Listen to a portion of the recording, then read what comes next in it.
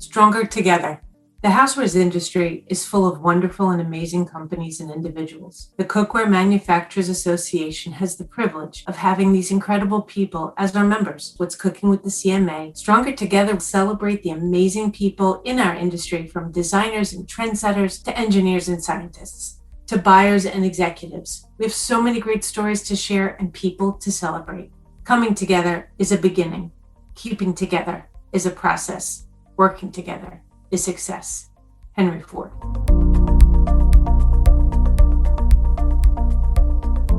Welcome back to another recording for What's Cooking with the CMA. My name is Fran Groesbeck, Managing Director of the CMA, and today I am so excited to be joined by one of our supplier members, PPG, and two amazing people at PPG, Mike Petrasek and Vanessa Peterson. Thank you so much both for joining me today. Why don't we start out, Mike? You want to introduce yourself to the group here? Yeah, sure. Thank you, Fran. First of all, thanks for having us. This is a great opportunity. My name is Mike Petrasek. I'm the Global Marketing Communications Manager for PPG's consumer products business within our industrial coating segment. I work with our broader teams across all of our regions to really understand what our customers want, facilitate some of the materials to help them, learn a little bit more about what we do, and then basically help throughout to facilitate how PPG can really be there and help from a consultative perspective. Hi, my name is Vanessa Peterson. I am the color design manager for consumer products under industrial coatings. So I work one-on-one with our global clients to help them create the color palettes that they put on all of their variety of products. We do everything from color trending, color development, and color production. And I'm very excited to be here today to discuss color development and color trends with you guys. So thank you so much for having me. Thank you for joining us. I got to tell you, Vanessa, the smile, I know this is going to end up being a podcast, but the smile on your face is how I feel about color. And I just would love to know, how did you get into color? So I've been doing art and design my entire life. It was one of those things when I was like a 3-year-old, my parents off the bat noticed, they're like, she's creative. We have to get her into stuff that is going to really bring that to life. So I've been doing art and design my whole life, but it wasn't until I got to college where I went for a degree in interior design that I realized that I knew fabrics, I knew materials, but the one thing I wasn't fully grasping was the intensity of how color can really transform a space, not only through something visual, but how it affects the human mind and human interaction and how it emotes people to have feelings. So the whole psychology and color theory really captured me. And it's when it was at that moment that I got a job working for Chrysler at the time, which is now Stellantis. And I was an advanced color materials designer for them. And I was given the task to start to explore color. And that's where my fascination started. And I soon transitioned to California, where I worked for PPG and found an entire job description that was all color directed. So I was like, this is it. This is where I'm meant to be. This is how I really get to see how color affects industry and design and art and impacts clients and impacts sales. And it's been a wonderful journey. So long story short, color has been part of my life for my whole life, but just recently, within the past 10 years, it's really been like an impactful subject that I've really taken a passion to. It's incredible. I love that your beginnings and your journey in art. And for anyone who's ever been on a webinar of ours, they know that my wall is full of color. That's all my daughter's art. I'm just doing a little plug there.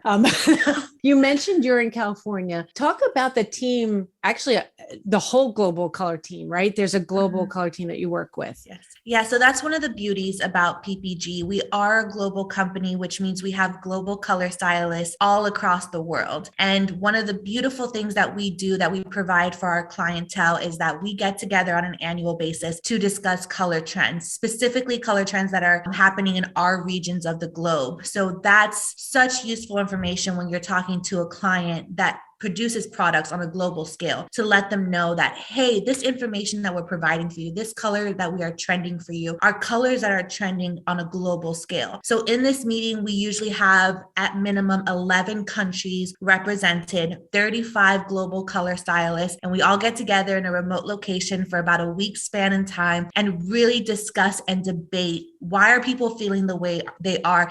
Are they being affected by politics, things that are happening socially, financially, economically, culturally in their parts of the world that are affecting the way they see color? And we take all of that information into consideration and we put together our color of the year and all of our micro trends that fall under our overarching theme, which this year is entitled Horizon. And we put together this story to really showcase PPG's capability from a color perspective, not only from a technological standpoint, but the overarching story of why these colors are going to affect people and why they're going to be drawn to wanting to buy these colors on a product. So it's a really fascinating process and really something that's very unique to how PPG operates. That's incredible. And I love this topic because for cookware and bakeware industry, color compared to other industries is really relatively new. When I started, I won't say how many years ago, black, it was black, black, black as far as color went. Obviously, you had your stainless steels and your aluminum, but then color started to come in, and now color is starting to be a driving point. In fact, we did a study earlier this year to see where it was landing in different price points. So you mentioned getting together, you guys debate these colors and talk about these trends. What does your team do like over the course of the year to get ready? What are they studying and looking at to get ready for these different conversations? Yeah, we're looking at so many different things. I can tell you there's no field of design or art that doesn't go unresearched. We're looking at basically, as I mentioned, what is affecting human interaction. Obviously, the past 2 years, we're looking at the global pandemic, we're looking at lockdowns, we're researching how it's been affecting people, not only from a physical standpoint, but a mental and emotional standpoint as well. Last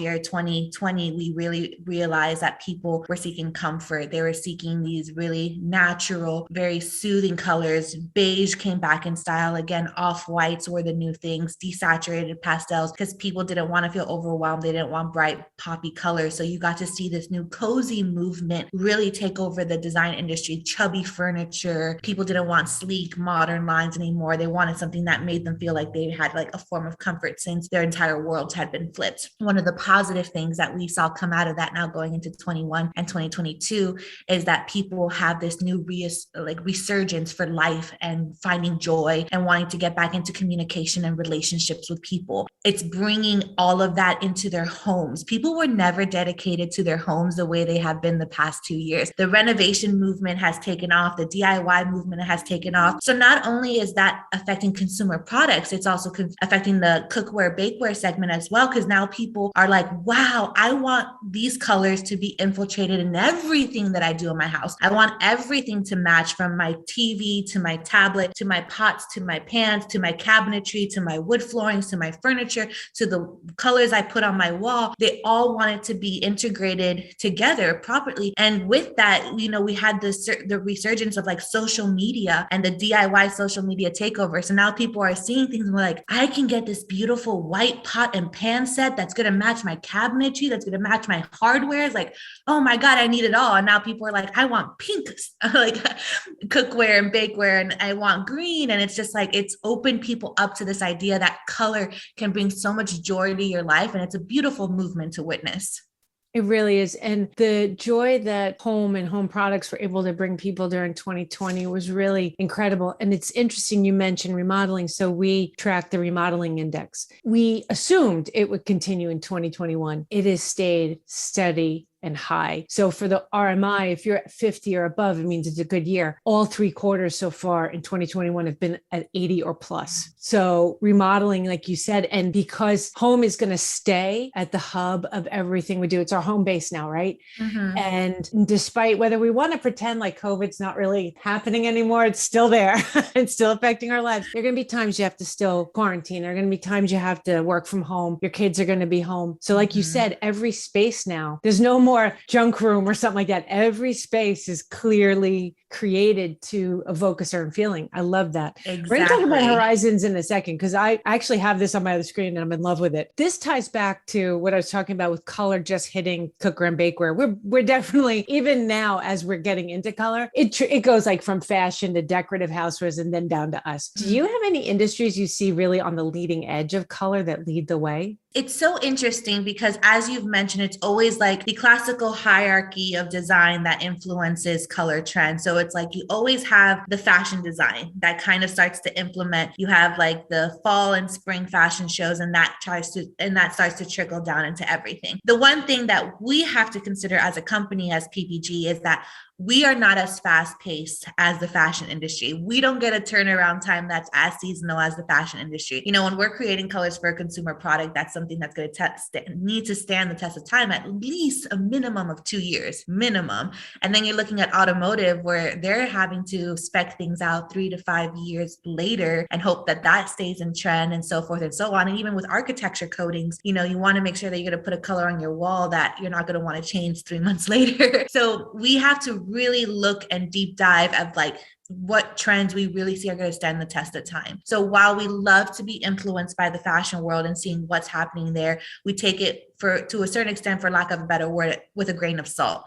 We take it into consideration. We see what's happening. We see how those trends are starting to affect other trends that might stand the test of time, because they're hitting people on an emotional level that maybe a smaller trend might not be. And again, we really look into the overall human mentality to really see what's affecting them, because that's going to be what's going to make them want to buy something. We recently went through like a very big political season here in the United States, and due to a lot of the difference of opinions and discussions that were happening, you're not going to see a lot of political colors be very big now. And it's because a lot of people are affected by seeing those certain colors. So, you know, you're not going to see a lot of bright blues, a lot of bright reds right now. People are looking towards more desaturated, calming, joyous colors. So we take all of that into consideration when we're trying to pick colors that we feel are going to stand the test of time. So all of that to say, we look at what's happening in the design and art world. We take that into consideration.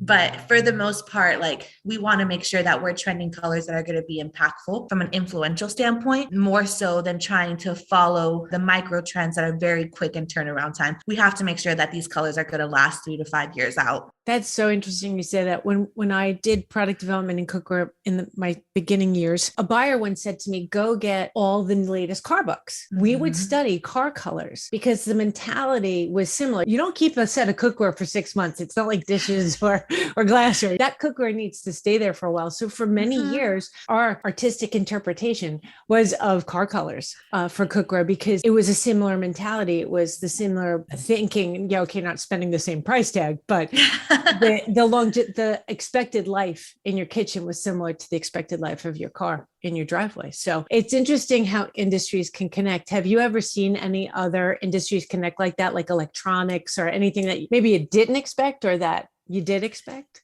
Yeah, one thing that's been super interesting is slowly but surely how many electronics are now being considered fashionable, fashion wearables.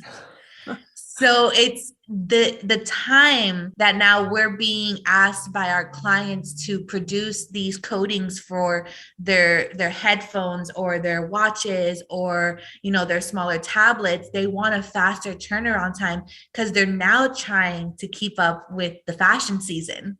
And they're like, oh, we gotta hit this like rose gold, or we have to hit this new brass, or we need to do this, and we need to get it into production in 2 months. And you're just kind of like, whoa, This has never happened before. So it's funny to see, especially like due to the pandemic, and people are now in their homes and they have headsets and their computers and their tablets and their phones, and they're surrounded by electronics. And it's so interesting to see now how the consumer wants stuff, as I mentioned before, that's going to match their overall surroundings and now match the clothes that they're wearing. And people are a lot more willing to have faster turnaround purchases for electronic materials because it's something that they see every day. And then now they want it to match the environment around them. So that's been the one interesting division in our company that we've seen that is starting to have a request for higher turnaround times, because now they're trying to keep up with the micro trends based off the fashion world, because people are wearing them now daily. That's incredible. That's so interesting. And, you know, as you said it, I could picture the different cell phone companies and computer companies who now they're offering 4 to 6 colors. Yes. You'll see kids waiting for, a certain color, like they won't buy the phone until their color is available. That's really interesting. I never thought of that's why that was happening. That's really cool. So let's talk about what's coming for 2022. And people won't be able to see this on the podcast, but we will list it on the webpage. You have an awesome background focusing on the color of the year. Can you tell us a little bit about that color, which I absolutely love already? I will say, and I say this with the greatest of excitement and heart for my job and PPG as a company, but in the 8 years that I've worked for PPG, this is by far my favorite color of the year release that we have ever done, mainly because I feel like this color has the capability of spanning itself beautifully amongst every different business unit that PPG has. And without further ado, I'll let you guys know PPG's color of the year is Olive Sprig. And it is a beautiful, desaturated, neutralized olive green color. It's desaturated to the point where it has become a neutral, and it combines itself so beautifully with so many different combinations of colors and surfaces and textures, and just works really well under so many different settings. It's calming, it's nurturing, it gives you that sense of regrowth and definitely that joyous, natural, biophilic feel that everyone has been wanting after coming through such intense moments of the pandemic. So I'm happy for you guys to see this color in person, and hopefully it gives you that same regenerative vibe and attraction. But yeah, it has been one of our highest demand colors since we released it. People have been so excited about it. It has been everywhere. It kind of just taken over, and it's so encouraging to see that people have really attracted and agreed with this color of the year, especially for 2022. It's incredible. And if you're listening, make sure to go to the cookware.org website for this event. You'll see the presentation. What I love is the cover for the horizons and how you made it, this olive sprig, look like water, and has all the reflection. In that one single image, you could see how it could apply to so many different industries, so many different products. And you're right. When you hear the word olive, some people might have a certain mind. Wait to see the color. It's just like you said. I love the word you used, and you used this before with some other color trends, desaturated. And that is such a perfect, it has this light, calming feeling to it. And really throughout the presentation, wherever you use it, it goes with every color it's laid against. So it fits so much. And everything you've been talking about, where current mindset is in the market, you could see this color just telling, and just looking at it, it tells that story. So I could see why you're so excited. It really is very beautiful. Can you talk a little bit more about Horizons and the trends in there? Yes, for sure. So when PPG releases their annual global color trends, what we like to do is to have our overarching theme. This is the theme that really encompasses the overarching idea of why we went in the direction for the micro trends that fall under the overarching theme to begin with. It encompasses the full story, the demographic, and the overall feel that we're trying to pull from this presentation that we do. It's one of the hardest areas for us to name when we're doing our global styling meeting, because we really want to make sure that we're selecting a word, we're selecting a theme that's really going to hit home and encompass all of that. So when we were talking about it, we were having ideas of like, oh, the world's stepping into a new renaissance, but we're like, we don't want to call it renaissance. Like it's been there, done that, it's happened. So we were trying to really figure out what the right word would be to really showcase what we were trying to get across. And the word horizon came up.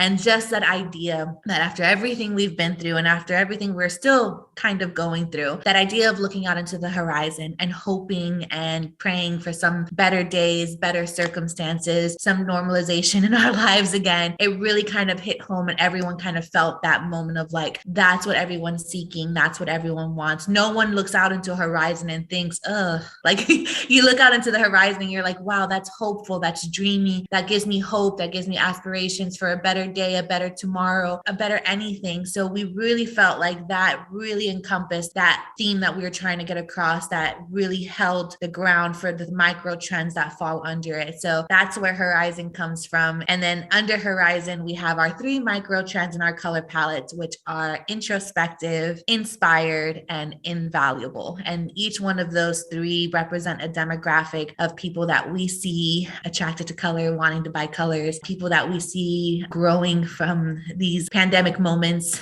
and kind of starting this new trend, start going into 2022. It's exciting. And just remind everyone, this will be on our webpage. Did you want to touch on real quickly the 3 micro trends? Because they're really interesting and the colors are stunning.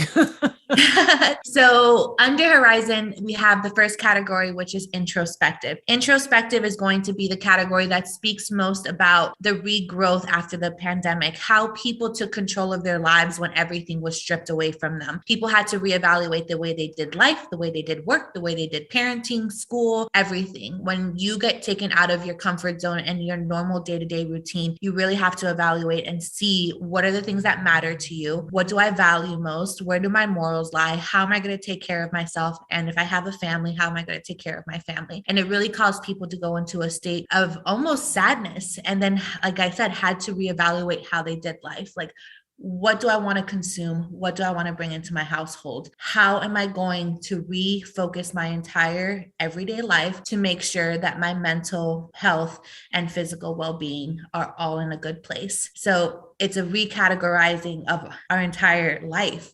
And it's beautiful because what you saw was people now wanted to bring the outdoors in because they couldn't go outdoors anymore. They couldn't go on vacation. So you're starting to see biophilic design start to take over people's interiors and their homes.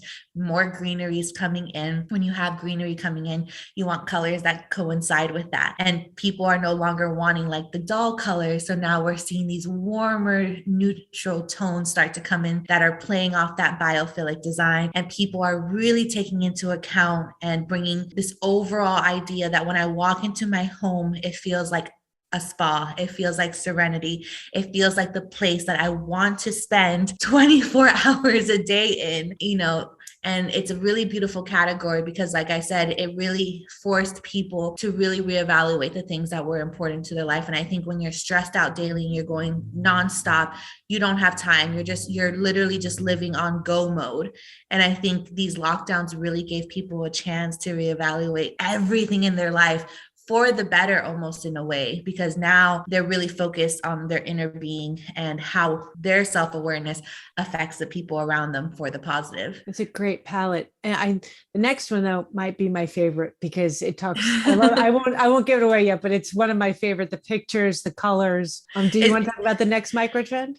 Yeah. So our second one is inspired. And this one is, like you mentioned, it's our fun category. It's our youthful category. It showcases how people took technology, which they were scared of before. Everyone's just like, oh, my phone's listening to me, Siri's listening to me. Like, I don't like this. I feel like my privacy is being invaded, to now where it was like, in 2020, if you didn't use technology, you were completely disconnected from the world. So now that we have this new positive outlook on technology and how it has the power to connect everyone, and people were going online and doing creative dances and creative fashion and really using social media as this way to bring out their creativity. And people started going into virtual reality and video gaming and watching movies and really getting involved in this digital world that started to affect not only how they were entertaining themselves and staying connected with friends and family, but how they were dressing, how they were presenting themselves online, how they were doing schooling. And it started to infiltrate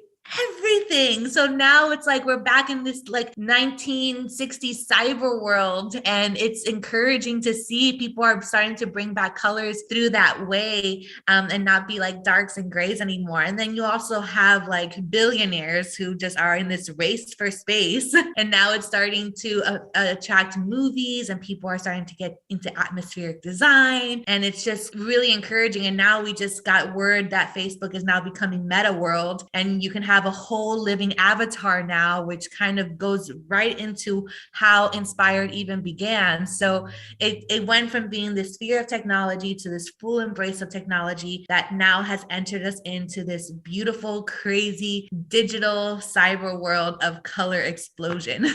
And I think it's what I love about this palette, I feel like it's representing that feeling of coming out of where we've been stuck in, and the colors, and especially, and you see this in so many of the pictures, often people hear and think vibrant or bright colors, and they have this, oh, that's not going to work for me. These colors you see in these pictures, it could work pop of color, the accent chairs, or that beautiful picture of like, there's like a console table with like pink in the front. It doesn't have to be the entire space. It can be these spots that add that feeling of vibrancy and life to your room. And it's just a great palette. It's my favorite. I love them all, but this is just because you took vibrant colors and made them real. You put them in a real space, in a real way. It's often the palette. People go, yeah, it's nice. I know it. I get it. But this one, you're like, wow, no, yeah, I want that room. Yeah. And I think it's exactly how you phrased it. And I think that's, it's beautiful to make people realize when you want to do color, it doesn't have to be overwhelming. It could literally be a beautiful accented chair in the corner that brings that color to life and it brightens up your space. And you realize when you walk in, you're like, why am I so happy? That little yellow chair I really like. Exactly. This last one has, I'm sorry, Mike. Go ahead. Oh, no, I was just going to add one really quick thing in here. I know we talked about how this particular market in general, the colors have to stand the test of time. And I think this palette especially is a really great one if you're looking for that accent piece for something. Maybe you don't do a full line of cookware in a bright, vibrant purple, but if there's an air fryer or something like that, a kitchen electric device that you put that brighter color on, then it isn't just something that is function in your kitchen. It's also, it's just not something that does a task in your kitchen. It's also a bit of a statement piece and may add to your decor. So I love this palette for that reason. Mike, I could really see that. And what's great about these colors, and I'm going to defer to my old colleagues who always taught me about light colors. What's great is you avoid a lot of issues here in this palette, like staining and things like that. Every color is just, you could see it working on appliances, on cookware, even bakeware. There's some just beautiful, there's a color multiverse in here that I can't stop looking at. I love this color. That is invented. I also love your names. I'd love to meet whoever names them because the names are brilliant. But I see that, Mike. It really is a very strong palette. And for those, again, we're talking about this and they'll get to see the presentation on the website, but don't be scared off by the concept that this is a bright palette because it is a spot on, just strong, beautiful color palette. I love the tag here too. It says mood boosting colors. Yes, that's what we need right now. Yes, that's the perfect tagline for that palette. And it's interesting as you get into this third micro theme, I feel like all three themes, all of us feel them. All of us felt that reprioritization. All of us want that burst of color to celebrate survival and this new universe we're entering. This one kind of ties it back to where we need to focus. Yes. And invaluable is our third and last category. And like you said, this is our emotional category, I would say, where introspective was the change, inspired was the burst of color. Invaluable is kind of the one that resets us home. And I think one of the most emotional ties to these color palette stories was our disconnection from family the past year and a half, not being able to see our grandparents or our aunts and uncles or being able to spend holidays together anymore. And it really took a toll on people. I think people started to really see how much family really mattered and how much they wanted the comfort of family. And there was a period of time, even on social media and also streaming platforms, where people were looking at movies and shows that gave them that sense of nostalgia. The top trending movies at the time were all from the 70s and the 80s and the 90s, because people were like, I'm so overwhelmed. I'm so scared. I just want to feel the comfort that I had when I was younger, where times were better. And that whole influence of people being in that mental state really started to bring the invaluable movement to life, where people were like, I am so done with fast fashion. I'm so done with fast furniture, and how much it's the idea of consumerism has really like made me unstable with the amount of money I'm trying to spend, but also what it's been doing to our planet and our industry as a whole.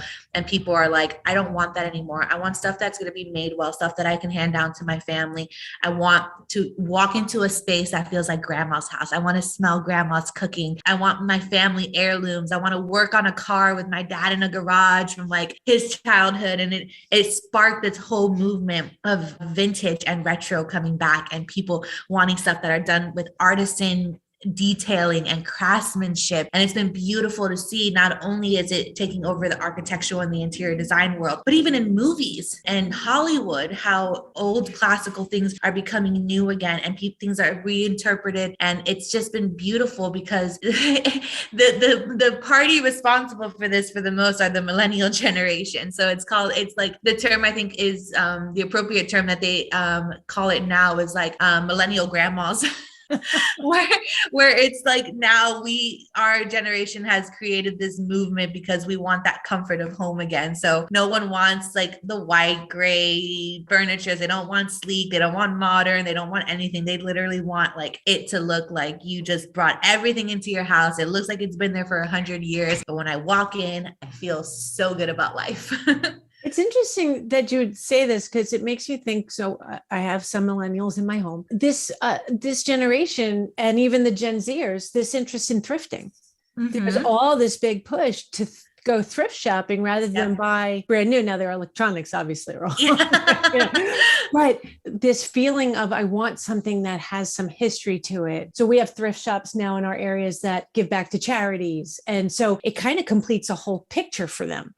Or it's something that they remember their mom had or their grandma had. And you're right. It's like this connection and they want to know as much as they can about their own history. And that's what this whole feel. I love the pictures in this one and I love the colors. I have a question. The panels in these pictures are really unique.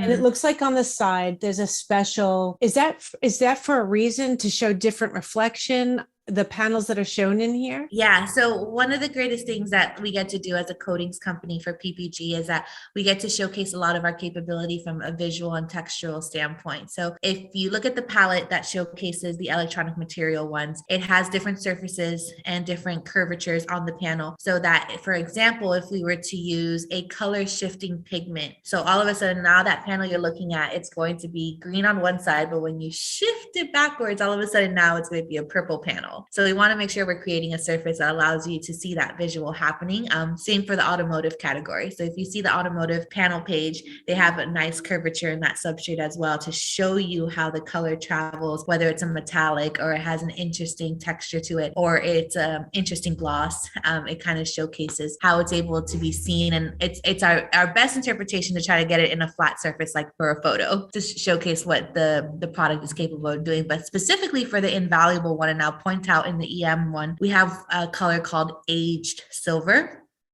So if you're able to see that one, once you're able to take a look at the document, we were able to do a really cool spray technique on that. So when you actually hold that panel and move it around, it looks like you just picked up an old knife from your grandmother's china set that hasn't been polished over a year. And it actually gives you that aged silver technique. So we have a lot of fun capabilities at PPG for what we're capable of doing in specific areas of our coating divisions. It's really impressive because I've just never seen it before. And it really helps you visualize the product that way. When you see those different flat, doesn't always work. Cookware bends, cookware shaped, cookie sheets, maybe. But it's really interesting. It really caught my eye when I was going through the presentation. You mentioned something, surfaces, and we were talking about this before we got on the podcast. Can you talk about one of the advantages that sets you apart from how many surfaces? Nobody studies the number of surfaces you do. And I thought that was a really impressive fact about the Color Lab. Can you talk more about that? Yeah. So one of PPG's greatest strength is the fact that we do coatings for so many different business units. So even from a color styling standpoint, at minimum, we're looking at 4 different categories that encompass a lot. So automatically we are looking at what's happening in architectural spaces, what's happening in consumer products, which also includes cookware, bakeware, and industrial coatings, which is a very huge division that goes on like appliances, electronics, anything you can think of that's not a car or architecture, it falls under IC. So those are 2 big ones. And then again, like I mentioned, we have automotive and even aerospace, which Airplanes are a huge one too. And there's so many different divisions that fall under just those 4 categories and 4 business units. So when we're talking about color, when we're trending color, we have to take that consumer into account. We have to think about, how is color going to translate amongst all those 4 different business units? How is it going to stand the test of time? How are we going to make sure that we're relevant in the marketplace? But one of the greatest things that we're able to do because of that is take a color such as the color of the year and see it interpreted for all 4 of those different business units. So while architecture might take olive sprig and have it as a beautiful eggshell finish in a dining room that brings everything together, consumer products will take that color, make it a beautiful color shifting metallic that looks beautiful on a pan, or that looks great on a tablet, or looks really like trendy on a headset. And, automotive will take that and they'll make it a beautiful sparkly metallic that you see on the street and you're just like, wow, that's so cool. And then aerospace will like put it on an interior of like a private jet and you're just like, wow, that looks luxurious. And it just has this trickle down effect where now we can put it on coil or we can put it on powder products. And it's beautiful to see PPG's capability that, unlike all of our competitors, when we're trending a color of the year, we have the full capability of putting that coating on any type of surface that we want to bring the color to life. It's not a digital marketing campaign. It's not just, this cool little swatch that we're predicting or presenting. It's a full range development of a color coding that can be put on so many different surfaces globally and so for so many different clients. It's incredible. As you talk, you think about nothing against the other color services, but you just take color to another level because you're actually considering the actual industries and products as you're looking at this, which makes these colors actually realistic and possible for those companies coming to you and say, hey, I am interested in this. It just takes the whole idea of studying color to another level. I do want to say that we're going to have to do a Zoom call, a webinar or something, because people need to see your smiling face and how the color will be, if you're not into color, you will after you talk to Vanessa, because now I'm even 10 times more excited about color. This has been amazing. So we talked about the color year.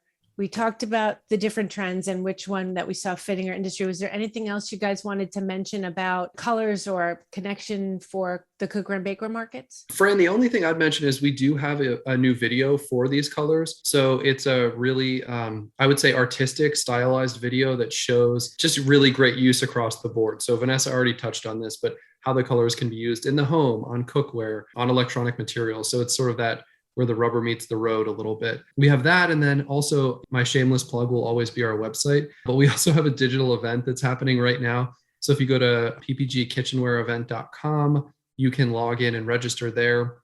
We have a color section that actually is a virtual environment where you can pick the different colors for our palette for our 2022 colors and see what that'd look like on a pan in a virtual space. And there's also a lot of really great information on there. So feel free to check it out if you have any issues, and I'll send some links so that you have those as well. That would be great. We'll throw them up on the webpage for this. I have to thank you both. This was awesome. I'm really excited to see this. And maybe when things open up and I end up back out in California, get a tour of the PPG Color Lab. Yes, 100%. Yes, you are more than welcome to come out and see us.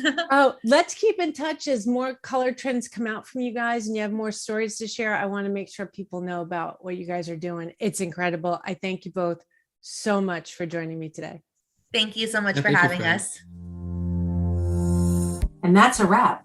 You've been listening to What's Cooking with the Cookware Manufacturers Association. Thank you again to our guests for joining us today. My name is Fran Groesbeck. We are recording this podcast for the Cookware Manufacturers Association, and you can find my contact information and more at our website, cookware.org. You will find this podcast and others in the members section of the cookware.org website, as well as on iTunes, iHeartRadio, Castbox, Stitcher, and many more. At the CMA, we can't say it enough. Our members are our number one priority, and the association is a proven, valuable resource giving our members access to our exclusive engineering standards with a long and trusted industry history since 1922, timely statistical reporting, resources for retailers, and the best members network in the industry. And of course, important information on topics critical to our industry via our podcasts like this one. Stay safe, be well, and happy cooking, everyone.